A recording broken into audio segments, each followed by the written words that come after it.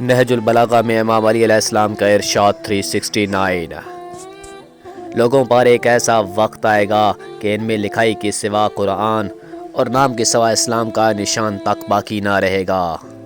ان دنوں ان کی مسجدیں عمارت کے لحاظ سے آباد مگر ہدایت کے اعتبار سے ویران ہوں گی۔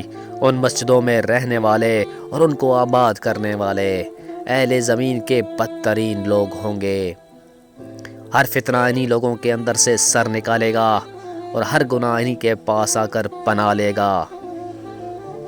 جو ان فتنوں اور گناہوں سے الگ تھلگ رہنا چاہے گا، یہ لوگ اسے ان میں واپس لے آئیں گے، اور جو ان سے پیچھے رہ جائے گا اسے ہانک کر انہی کی طرف لے آئیں گے۔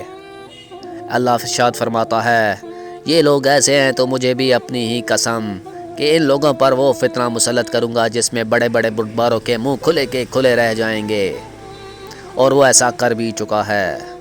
اور ہم اللہ سے درخواست کرتے ہیں کہ وہ غفلت کی ٹھوکروں پر ہم سے درگزر فرمائے۔ آمین یا رب العالمین۔